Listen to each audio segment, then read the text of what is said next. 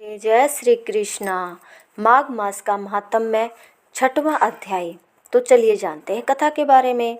पूर्व समय में सतयुग में उत्तम निषेध नामक नगर में हेमकुंडल नाम वाला कुबेर के सदृश धनी वैश्य रहता था, जो कुलीन अच्छे काम करने वाला, देवता अग्नि और ब्राह्मण की पूजा करने वाला, खेती का काम करता था।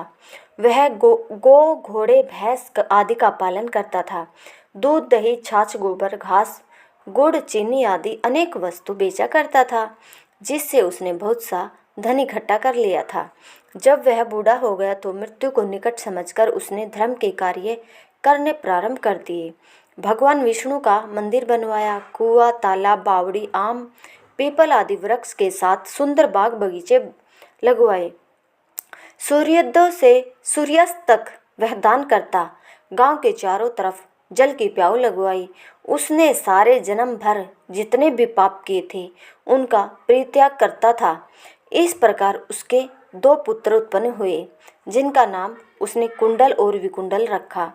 जब दोनों लड़के युवावस्था के हुए तो हेमकुंडल वैश्य गृहस्थी का सब कार्य सौंपकर तपस्या में निमित्त वन में चला गया और वहां विष्णु की आराधना में शरीर को सुखाकर अंत में विष्णु लोक को प्राप्त हुआ। उसके दोनों पुत्र लक्ष्मी के मद को प्राप्त होकर बुरे कर्मों में लग गए। वेश्यागामी वीणा और बाजे लेकर वेश्याओं के साथ गाते फिरते थे। अच्छे सुंदर वस्त्र पहनकर सुगंधित तेल आदि लगाकर भांड और खुशामदियों से घिरे हुए हाथी की सवारी और सुंदर घरों में रहते थे।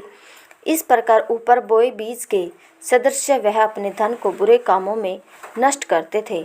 कभी किसी सत पात्र को दान आदि नहीं करते थे, न ही कभी हवन देवता या ब्रह्मा जी की सेवा तथा विष्णु का पूजन नहीं करते थे।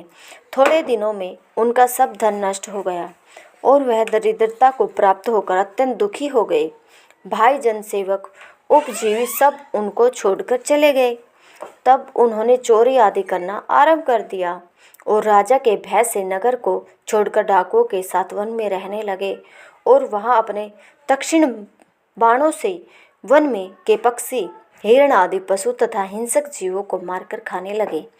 एक समय इनमें से एक पर्वत पर गया गाय जिसको सिंह मारकर खा गया और दूसरा वन को गया जो काले सर्प के डसने से मर गया।